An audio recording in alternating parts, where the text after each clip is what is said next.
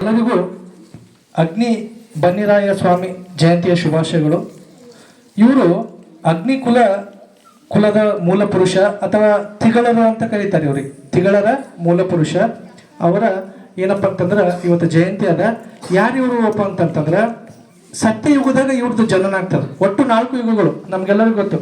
ಸತ್ಯಯುಗ, ತ್ರೇತಾಯುಗ, ದ್ವಾಪರ ಯುಗ ಮತ್ತು ಕಲಿಯುಗ. ಇವರು ಮೊದಲನೇ ಯುಗದಾಗೆ ಜನನ ಆಗ್ತದೆ ಇವ್ರದ್ದು. ಇವ್ರದ್ದು ಜನನ ನೋಡ್ರಿ, ಅವಾಗ ರಾಕ್ಷಸರು ಹೇಳಿದೀವಿ, ಎಲ್ಲ ಕಾಲದಾಗ ರಾಕ್ಷಸರು ಇರ್ತಾರ. ಆ ಕಾಲದಾಗ ಸತ್ಯಯುಗದಾಗ ರಾಕ್ಷಸರು ಏನಪ್ಪ ಅಂತಂದ್ರೆ ಉಪಟಳ ಭೂಮಿ ಮೇಲೆ ಜಾಸ್ತಿ ಆಗಿರ್ತದೆ. ಏನಪ್ಪ ಅಂತಂದ್ರೆ ಋಷಿ ಮುನಿಗಳಿಗೆ ಹೊಡೆಯೋದು, ಜನರಿಗೆ ಕಾಟ ಕೊಡೋದು, ಬರೀ ಇದೇ ಕೆಲಸ ಅವ್ರದ್ದು. ಇದರಿಂದ ಋಷಿ ಮುನಿಗಳಿಗೆಲ್ಲ ಬೇಸರ ಆಗಿ ಋಷಿ ಮುನಿಗಳೆಲ್ಲ ಸೇರಿ ಎಲ್ಲಿಗೆ ಹೋಗ್ತಾರಪ್ಪ ಅಂತಂದ್ರೆ ಪರಮಾತ್ಮನ ಬಳಿ ಹೋಗ್ತಾರೆ, ಶಿವನ ಬಳಿ. ಶಿವಗೆ ಹೇಳ್ತಾರ, ನಮ್ಮ ಯಜ್ಞ ಯಾಗಾದಿಗಳನ್ನೆಲ್ಲ ಈ ರಾಕ್ಷಸರು ಹಾಳು ಮಾಡಾಕತ್ತಾರ, ಜನರಿಗೆಲ್ಲ ಬಹಳ ತ್ರಾಸ ಕೊಡಾಕತ್ತಾರ, ಹೆಂಗನ ಮಾಡಿ ಇವ್ರನ್ನ ತಡೆಗಟ್ಟಬೇಕು ಶಿವ ಅಂತೇಳಿ ರಿಕ್ವೆಸ್ಟ್ ಮಾಡ್ತಾರೆ ಎಲ್ಲ ಋಷಿ ಮುನಿಗಳು. ಆಗ ಪರಮೇಶ್ವರ ಏನ್ ಮಾಡ್ತಾನಪ್ಪ ಅಂತಂದ್ರೆ, ನೀವು ಶಂಭು ಮುನಿಗಳ ನೇತೃತ್ವದಾಗ ಒಂದು ಯಾಗವನ್ನ ಮಾಡ್ರಿ, ಒಂದು ದೊಡ್ಡ ಯಾಗವನ್ನ ಮಾಡ್ರಿ. ಅದರಿಂದ ಒಬ್ಬ ಅವತಾರ ಪುರುಷ ಹುಟ್ಟಿ ಬರ್ತಾನ, ಆತನಿಂದ ಈ ಎಲ್ಲ ರಾಕ್ಷಸರದ್ದು ಏನಪ್ಪ ಅಂದ್ರೆ ಸಂಹಾರ ಆಗ್ತದೆ ಅಂತೇಳಿ ಪರಮೇಶ್ವರ ಎಲ್ಲ ಋಷಿಮುನಿಗಳಿಗೆ ಆಶೀರ್ವಾದ ಮಾಡಿ ಕಳಿಸ್ತಾರೆ. ಆಮೇಲೆ ಎಲ್ಲ ಋಷಿಮುನಿಗಳು ಬಂದು ಶಂಭು ಮಹರ್ಷಿಗಳು, ದೊಡ್ಡ ಋಷಿಗಳು, ಅವ್ರ ಹೆಸರು ಶಂಭು, ಅವರ ನೇತೃತ್ವದಾಗ ಮೌಂಟ್ ಅಬು ಕೇಳಿರ್ಬೇಕಲ್ಲ, ರಾಜಸ್ಥಾನದ ಮೌಂಟ್ ಅಬು, ಅಲ್ಲಿ ಬನ್ನಿ ಮರದ ಕೆಳಗ ದೊಡ್ಡ ಯಾಗವನ್ನ ಮಾಡ್ತಾರೆ ಎಲ್ಲ ಋಷಿಮುನಿಗಳು. ಸಪ್ತ ಋಷಿಗಳು, ಅವರಿಗೆ ಸಪ್ತರ್ಷಿಗಳು ಅಂತ ಕರೀತಾರೆ. ಪ್ರತಿಯೊಂದು ಸಂವತ್ಸರದಾಗೂ ಕೂಡ ಸಪ್ತರ್ಷಿಗಳು ಬರ್ತಾರೆ. ಸಂವತ್ಸರದಿಂದ ಸಂವತ್ಸರಕ್ಕೆ ಸಪ್ತರ್ಷಿಗಳು ಚೇಂಜ್ ಹಾಕ್ಯಂತ ಹೋಗ್ತಾರೆ. ಸತ್ಯಯುಗದಾಗೂ ಕೂಡ 7 ಪ್ರಮುಖ ಋಷಿಗಳಿದ್ರು, ಅವ್ರನ್ನ ಸಪ್ತರ್ಷಿಗಳು ಅಂತ ಕರೀತಾರೆ. ಅವರ ನೇತೃತ್ವದಾಗ ಮತ್ತೆ ಉಳಿದ ಎಲ್ಲ ಋಷಿಮುನಿಗಳು ಸೇರಿ ಮೌಂಟ್ ಅಬು ಪರ್ವತದಾಗ ಬನ್ನಿ ಮರದ ಕೆಳಗಡೆ ಒಂದು ದೊಡ್ಡ ಹೋಮಕುಂಡ ಯಾಗವನ್ನ ರೆಡಿ ಮಾಡ್ತಾರೆ. ಮಾಡಿದ ನಂತರ ಎಲ್ಲ ತ್ರಿಮೂರ್ತಿಗಳು ಬ್ರಹ್ಮ, ವಿಷ್ಣು, ಮಹೇಶ್ವರ ಎಲ್ಲರೂ ಬರ್ತಾರೆ. ಬಂದು ಪ್ರತಿಯೊಬ್ರು ಬ್ರಹ್ಮ, ವಿಷ್ಣು ತಮ್ಮ ಅಂಶಗಳನ್ನ ಏನಪ್ಪ ಅಂತಂದ್ರೆ ಸಲ್ಲಿಸ್ತಾರ ಯಾಗಕ್ಕ. ಅನಂತರ ಏನಾಗ್ತದಪ್ಪ ಅಂತಂದ್ರೆ ಕಾಮಧೇನು, ನಿಮ್ಮೆಲ್ಲರಿಗೂ ಗೊತ್ತು, ಸ್ವರ್ಗದ ಆಕಳು. ಕಾಮಧೇನಪ್ಪ ಅಂದ್ರೆ ಸ್ವರ್ಗ ಲೋಕದಲ್ಲಿ ಇರ್ತಕ್ಕಂಥ ಹಸುವಿಗೆ ನಾವು ಕಾಮಧೇನು ಅಂತ ಕರಿತೀವಿ. ಕಾಮಧೇನುವಿನ ತುಟ್ಟವನ್ನ ಆ ಯಜ್ಞಕ್ಕೆ ಹಾಕ್ತಾರೆ. ಅವಾಗ ಆ ಯಜ್ಞದಾಗ ಬೆಂಕಿ ದಗ ದಗ ದಗ ಅಂತ ಹತ್ತಿ ಉರಿತದೆ. ಅದಾದ ನಂತರ ಇನ್ನು ಶಿವ ಏನ್ ಮಾಡ್ತಾನಪ್ಪ ಅಂತಂದ್ರೆ ತನ್ನ 3ನೇ ಕಣ್ಣಿನಿಂದ, ಗೊತ್ತು ಶಿವನಿಗೆ 3 ಕಣ್ಣು ಅಂತ, ಹೌದಲ್ಲ, 3ನೇ ಕಣ್ಣಿನಿಂದನೇ ಕಾಮನನ್ನ ಸುಡುತ್ತಾನ. ಆ 3ನೇ ಕಣ್ಣಿನಿಂದ ಒಂದು ಅಂಶವನ್ನ ತೆಗೆದು ಕೆಂದಾವರೆ ಪುಷ್ಪದಾಗ ಅಂಶವನ್ನ ಹಾಕಿ ಆ ತಾವರೆ ಪುಷ್ಪವನ್ನ ಆ ಹೋಮಕ್ಕೆ ಅರ್ಪಿಸ್ತಾನೆ. ಅವಾಗ ಆ ಹೋಮದಿಂದ ಈಶ್ವರನ ಅಂಶದಿಂದ ಹುಟ್ಟಿರ್ತಕ್ಕಂಥ ಅವತಾರ ಪುರುಷ ಆಗಿರ್ತಕ್ಕಂಥ ಅಗ್ನಿ ಬನ್ನಿ ರಾಯಸ್ವಾಮಿ ಮಹಾರಾಜರದ ಜನನ ಆಗ್ತದೆ. ಹೋಮಕುಂಡದಿಂದನೇ ಕುದುರೆ ಮೇಲೆ ಕುಂತು ಏನಪ್ಪ ಅಂತಂದ್ರೆ ಅಗ್ನಿ ಬನ್ನಿರಾಯ ಸ್ವಾಮಿಗಳು ತಲೆ ಮೇಲೆ ಕಿರೀಟ, ಕೈಯಾಗಿ ಈಟಿ, ಖಡ್ಗ, ಸೊ ಎಲ್ಲ ಜನಿವಾರ ಎಲ್ಲವನ್ನ ಹಾಕೊಂಡು ಏನಪ್ಪ ಅಂದ್ರೆ ಅವ್ರದ ಅವತಾರ ಆಗ್ತದೆ. ಉತ್ತರ ನಕ್ಷತ್ರದ ಮೀನ ಮಾಸ ಉತ್ತರ ನಕ್ಷತ್ರದ ದಿನ ಇವ್ರದ್ದು ಜನನ ಆಗ್ತದೆ. ಅವಾಗ ಎಲ್ಲ ಋಷಿಮುನಿಗಳಿಗೆ ಖುಷಿ ಆಗ್ತದೆ. ಆಯ್ತು, ಇನ್ನ ಶಿವನ ಅಂಶದಿಂದ ಒಬ್ಬ ಅವತಾರ ಪುರುಷ ಹುಟ್ಟಿದ, ಇನ್ನ ರಾಕ್ಷಸರ ಉಪಟಳ ಕಡಿಮೆ ಆಗ್ತದೆ ಅಂತೇಳಿ ಎಲ್ಲ ಋಷಿಮುನಿಗಳು, ತ್ರಿಮೂರ್ತಿಗಳು ಅಗ್ನಿ ಬನ್ನಿರಾಯ ಸ್ವಾಮಿಗೆ ಆಶೀರ್ವಾದ ಮಾಡಿ ಅವರಿಗೆ ಹೂವಿನ ಮಲೆಗರೆದು, ಆಮೇಲೆ ಅವ್ರಿಗೆ ಇಂದ್ರನ ಮಗಳು, ನೆನ್ಪಿಟ್ಕೋರಿ, ಇಂದ್ರನ ಮಗಳಾಗಿರ್ತಕ್ಕಂಥ ಮಂತರ ಮಾಲೈ ಜೊತೆಗೆ ಮದುವೆ ಮಾಡ್ತಾರೆ ಅವ್ರನ್ನ, ಅಗ್ನಿ ಬನ್ನಿರಾಯ ಸ್ವಾಮಿಯನ್ನ. ಅವ್ರಿಗೆ ಹುಟ್ಟಿರ್ತಕ್ಕಂಥ ವಂಶಕ್ಕೆ ನಾವು ಈಗ ಏನಂತ ಕರಿತೀವಿ, ಅಗ್ನಿವಂಶ ಅಂತ ಕರಿತೀವಿ. ಅಗ್ನಿವಂಶ ಕುಲದವರು ಅಥವಾ ತಿಗಳರು ಅಂತ ಕರೀತಾರೆ. ಏನು ಅಗ್ನಿ ಬನ್ನಿರಾಯ ಸ್ವಾಮಿ ಮತ್ತು ಇಂದ್ರನ ಮಗಳಾಗಿರ್ತಕ್ಕಂಥ ಮಂತರ ಮಾಲೈ ಅವರ ಏನು ಸಂತತಿ ಅದಲ್ಲ, ಆ ಸಂತತಿಗೆ ನಾವು ಅಗ್ನಿ ಏನಪ್ಪ ಅಂತಂದ್ರೆ ಅಗ್ನಿಕುಲ ಅಂತ ಕರೀತಾರೆ ಅಥವಾ ತಿಗಳರು ಅಂತ ಕರೀತಾರೆ. ಇಲ್ಲಿನೂ ಕೂಡ ಇವರಲ್ಲಿ ಮುಖ್ಯವಾಗಿ 2 ಏನಪ್ಪಾ ಅಂತಂದ್ರೆ ಭಾಗಗಳಾಗಿರೋ ತಿಗಳರಲ್ಲಿ. ಏನಪ್ಪಾ ಅಂದ್ರೆ ಶಿವನನ್ನ ಪೂಜೆ ಮಾಡೋರಿಗೆ ಶಂಭು ಗೋತ್ರದವರು ಅಂತ ಕರೀತಾರೆ, ಶಿವನನ್ನ ಪೂಜೆ ಮಾಡೋರಿಗೆ. ವಿಷ್ಣುವನ್ನ ಪೂಜೆ ಮಾಡೋರಿಗೆ ಕಾಶ್ಯಪ ಗೋತ್ರದವರು ಅಂತ ಕರೀತಾರೆ. ಮತ್ತೆ ಅನೇಕ ಉಪವರ್ಗಗಳು ಬರ್ತಾರೆ. ಇವರು ಮಣ್ಣಿನ ಮಕ್ಕಳು, ತಿಗಳರು ಅಪ್ಪ ಅಂತಂದ್ರೆ ಮಣ್ಣಿನ ಮಕ್ಕಳು. ಯಾಕಪ್ಪ ಅಂತಂದ್ರೆ ಇವರು ಹೂವು, ಹಣ್ಣು, ಕಾಯಿ, ತರಕಾರಿಗಳನ್ನ ಬೆಳೀತಾರೆ. ಅದಕ್ಕೆ ಇವ್ರನ್ನ ಮಣ್ಣಿನ ಮಕ್ಕಳು ಅಂತ ಕರೀತಾರೆ. ಬಹಳ ಶ್ರಮಜೀವಿಗಳು ಈ ಒಂದು ಸಂತತಿಯವರು.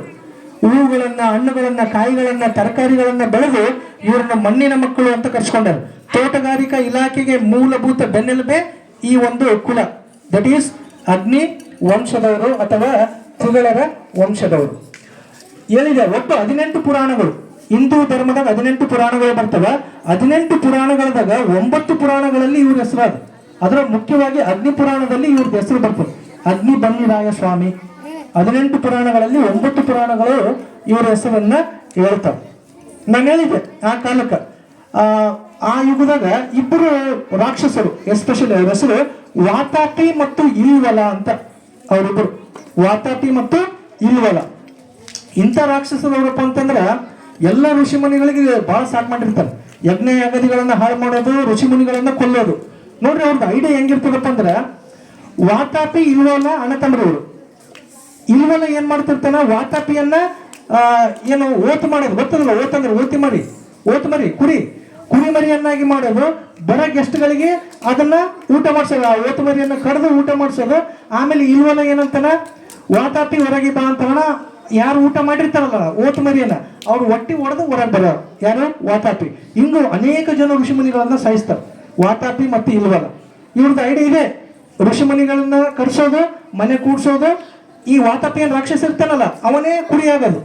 ಕುರಿಯಾಗಿ ಇಲ್ವಲ್ಲ ಅವ್ರು ಅಣ್ಣ ಆ ಕುರಿಯನ್ನ ಕಡ್ದು ಆ ಊಟವನ್ನ ಋಷಿಗಳಿಗೆ ಬಡಿಸೋದು, ಋಷಿಮುನಿಗಳಿಗೆ ಗೆಸ್ಟ್ಗಳಿಗೆ ಬಡಿಸೋದು. ಉಂಡುಗಳೇ ಇವ ಇಲ್ವಲ್ಲ ಹೊರಗಿಂದ ವಾತಾಪಿ ಹೊರಗೆ ಬಾ ಅಂತಾರಣ, ಕುರಿ ಏನು ಒಳಗಡೆ ಹೋಗಿರ್ತದ ಹೊಟ್ಟೆಗೆ, ಅವ್ರು ಹೊಟ್ಟಿ ಸೀಳಿ ಹೊರಗೆ ಬರೋದು. ಈ ರೀತಿ ಅನೇಕ ಏನಪ್ಪ ಅಂತಂದ್ರೆ ಜನಕ್ಕೆ ಸಾಯಿಸಿರ್ತಾರೆ ಇವರಿಬ್ಬರು. ಈ ವಿಷಯ ಅಗಸ್ತ್ಯ ಮುನಿಗಳಿಗೆ ತಿಳಿತದೆ. ಇವರಿಬ್ಬರದು ಏನು ದುಷ್ಟತನ ಅಗಸ್ತ್ಯ ಮುನಿಗಳಿಗೆ ತಿಳಿತದೆ. ಅವಾಗ ಅಗಸ್ತ್ಯ ಮುನಿಗಳು ಬಹಳ ದೊಡ್ಡ ಋಷಿ ಅವರು. ಅವಾಗ ಬರ್ತಾರೆ, ಅವ್ರು ತಾನಾಗಿ ಬರ್ತಾರೆ ಇವ್ರ ವಿಷಯ ಕೇಳಿ, ವಾತಾಪಿ ಮತ್ತು ಇಲ್ವಲ ಬಲ್ಲಿ ನನಗೆ ನಿಮ್ಮ ಮನೆಗೆ ಸ್ವಲ್ಪ ಧನಧಾನ್ಯದ ಅವಶ್ಯಕತೆ ಅದಪ್ಪ, ನಮಗೆ ಸ್ವಲ್ಪ ಕೊಡ್ರಿ ಅಂತ ಅವ್ರಿಗೆ ಭಾಳ ಖುಷಿ ಆಗ್ತದೆ. ನಾವಾಗಿ ಹುಡ್ಕೊಂಡು ಹೋಗ್ತಿದ್ದೀವಿ ಋಷಿಮುನಿಗಳನ್ನ, ಇವತ್ತು ಇವ್ರಾಗೆ ನಮ್ಮ ಮನೆಗೆ ಬಂದಾರ, ಇವ್ರಿಗೆ ಇವತ್ತು ಕೊಲ್ಲಬೇಕಂತೇಳಿ ವಿಚಾರ ಮಾಡಿ, ಆಯ್ತು ರೀ ನಾವೆಲ್ಲ ನಿಮಗೆ ಧನಧಾನ್ಯವನ್ನು ಕೊಡ್ತೀವಿ, ಅದಕ್ಕಿಂತ ಮುಂಚೆ ನಮ್ಮ ಊಟವನ್ನು ಸ್ವೀಕಾರ ಮಾಡ್ರಿ. ನೀವು ಋಷಿಗಳು ನಮ್ಮ ಏನಪ್ಪ ಅಂದ್ರೆ ಆತಿಥ್ಯವನ್ನು ಸ್ವೀಕಾರ ಮಾಡದ ಕಾರಣ ಅಗಸ್ತ್ಯ ಋಷಿಗಳು ಕೂಡ್ತಾರೆ. ಆಯ್ತು, ಸೇಮ್ ಆಸ್ ಯೂಶುವಲ್ ವಾತಾಪಿ ಕುರಿ ಆಗ್ತಾನೆ, ಇಲ್ವಲ್ಲ ಅವನ್ನ ಕಡಿತಾನೆ, ಕಡ್ದು ಊಟ ಅದನ್ನೆಲ್ಲ ಊಟ ಬಡಿಸ್ತಾರೆ. ಅಗಸ್ತ್ಯ ಮುನಿಗಳು ಚೆನ್ನಾಗಿ ತಿಂತಾರೆ. ತಿಂದು ಬಹಳ ಚೆನ್ನಾಗಿ ಅಡಿಗೆ ಮಾಡಿದ್ ನೋಡಪ್ಪ ಅಂತ ಹೊಟ್ಟಿ ಮೇಲೆ ಕೈ ಆಡಿಸ್ಕೊಂಡು ವಾತಾಪಿ ಜೀರ್ಣೋಭವ ಅಂತಾರೆ. ಅವಾಗ ಇಲ್ವಲ್ಗ ಅಂಜಿಗೆ ಬಂದ್ಬಿಡ್ತದೆ, ಇದೇನಿದು ಋಷಿಗಳು ಹಿಂಗಂದ್ರಲ್ಲ ಅಂತ. ವಾತಾಪಿ ಹೊರಗೆ ಬಾ ಅಂತಾನವ, ಎಲ್ಲಿ ಒಂದ್ ಬರೋದೇ ಇಲ್ಲ, ಇನ್ನೊಂದ್ಸರ್ತಿ ಅಂತಾನ, ವಾತಾಪಿ ಹೊರಗೆ ಬಾ. ಇಲ್ಲ, ಆಲ್ರೆಡಿ ಅಗಸ್ತ್ಯ ಮುನಿಗಳು ಅವನನ್ನು ಹೊಟ್ಟೆಗೆ ಜೀರ್ಣ ಮಾಡಿಬಿಟ್ಟಿರ್ತಾರೆ. ಊಟ ಮಾಡೋಣ ಹೊಟ್ಟಿ ಮೇಲೆ ಕೈ ಆಡಿಸಿ ಏನಂತ ಹೇಳ್ತಾರೆ, ವಾತಾಪಿ ಜೀರ್ಣೋಭವ ಅಂತ ಹೇಳ್ತಾರೆ. ಅವಾಗ ಒಳಗಡೆನೆ ಆ ರಾಕ್ಷಸ ಜೀರ್ಣ ಆಗಿರ್ತಾರೆ. ಇವನಿಗೆ ಅಂಜಿಗೆ ಬಂದ್ಬಿಡ್ತದೆ, ಅಳ್ತಾನ. ಆಯ್ತು, ಆಮೇಲೆ ತನ್ನ ರಾಕ್ಷಸ ವೃತ್ತಿಯನ್ನು ತೋರಿಸಿ ಅಗಸ್ತ್ಯ ಮುನಿಗಳ ಮೇಲೆ ಎರಗ್ತಾನೆ, ನಿಮ್ಮನ್ನು ಕೊಲ್ತೀನಿ ಅಂತ. ಅಗಸ್ತ್ಯರು ಎಷ್ಟು ಪವರ್ಫುಲ್ ಅಪ್ಪ ಅಂತಂದ್ರೆ ಬರೀ ಅವ್ರದ್ದು ಒಂದು ಸೌಂಡ್ಲಿಂದನೇ ಅವ ಸತ್ತೋಗ್ತಾನೆ ಇಲ್ವಲ್ಲ. ಈ ರೀತಿ ವಾತಾಪಿ ಮತ್ತು ಇಲ್ವರನ್ನ ಅಗಸ್ತ್ಯ ಮುನಿಗಳು ಸಾಯಿಸಿ ಮತ್ತೆ ಋಷಿ ಮುನಿಗಳನ್ನ ಕಾಪಾಡಿ ಯಜ್ಞ ಯಾಗಾದಿಗಳು ಸರಾಗವಾಗಿ ಮಾಡ್ತಾರೆ. ಸೊ ಇಷ್ಟು ಏನಪ್ಪಾ ಅಂತಂದ್ರ ಈ ಪುರುಷ ಅಗ್ನಿವಂಶದ ಮೂಲ ಪುರುಷ ಅಥವಾ ವೈನಿ ಕುಲದ ಮೂಲ ಪುರುಷ ಆಗಿರ್ತಕ್ಕಂಥ ಅಗ್ನಿ ಬನ್ನಿರಾಯ ಸ್ವಾಮಿಯವರ ಒಂದು ಜೀವನ ದೃಷ್ಟಾಂತ. ಇವರು ಅದೇ ಶಿವನ ಅಂಶದಿಂದ ಹುಟ್ಟಿದವರು. ಭೂಮಿ ಮೇಲೆ ತಾಂಡವಾಡೋತ್ನಾಗ ಕೃಷ್ಣ ಹೇಳ್ತಾನಲ್ಲ, ಸಂಭವಾಮಿ ಯುಗೆ ಅಂತ. ಭೂಮಿ ಮೇಲೆ ಯಾವಾಗ ಅಧರ್ಮ ತಾಂಡವ ಆಡ್ತಿರ್ತದ, ದೇವರು ಯಾವ್ದಾದ್ರು ಒಂದು ರೂಪದಾಗ ಭೂಮಿ ಮೇಲೆ ಪ್ರಕಟ ಆಗ್ತಾನ. ಅದು ಆ ಸತ್ಯಯುಗದಾಗ ಆಯ್ತು. ಅದು ಯಾರಪ್ಪ ಅಂತಂತಂದ್ರೆ ಶಿವನ ಅಂಶದಿಂದ ಹುಟ್ಟಿರ್ತಕ್ಕಂತಹ ಅಗ್ನಿ ಬನ್ನಿರಾಯ ಸ್ವಾಮಿಗಳು. ಇವರು ಅನೇಕ ರಾಕ್ಷಸರನ್ನ ಕೊಂದು ಭೂಮಿಯನ್ನ ಸಂರಕ್ಷಣೆ ಮಾಡಿ ಇಂದ್ರನ ಮಗಳನ್ನ ಮದುವೆಯಾಗಿ ಅವರಿಂದ ಸಂತತಿ ಮುಂದುವರೆದು ಆ ಇಡೀ ಭೂಮಿಯಲ್ಲಿ ತರಕಾರಿ, ಹಣ್ಣು, ಹಂಪಲನ್ನು ಬೆಳೆದು ಒಂದು ಮಣ್ಣಿನ ಮಕ್ಕಳ ಸಂತತಿಯನ್ನು ಕೊಟ್ಟಿರ್ತಕ್ಕಂತಹ ಧೀಮಂತ ಸಂತತಿ ಯಾವುದಪ್ಪ ಅಂದ್ರೆ ತಿಗಳರ ಸಂತತಿ. ಅಂತಹ ಒಬ್ಬ ಮಹಾತ್ಮನ, ಅಂತಹ ಒಬ್ಬ ಅವತಾರ ಪುರುಷನ ಜಯಂತಿಯನ್ನ ಇವತ್ತು ಕರ್ನಾಟಕ ಸರ್ಕಾರ ಹಮ್ಮಿಕೊಂಡದ. ಇದು ಬಹಳ ಅರ್ಥಪೂರ್ಣವಾಗಿದ್ದು ಅಂತ ಹೇಳ್ತಾ, ಅವರ ಜೀವನದ ಮೌಲ್ಯಗಳು ನಮಗೂ ಕೂಡ ಆದರ್ಶವಾಗಬೇಕು ಅಂತ ಹೇಳ್ತಾ ಮತ್ತೊಮ್ಮೆ ತಮ್ಮೆಲ್ಲರಿಗೂ ಅಗ್ನಿ ಬನ್ನಿರಾಯ ಸ್ವಾಮಿಯ ಜಯಂತಿಯ ಶುಭಾಶಯಗಳು. ನಮಸ್ಕಾರ.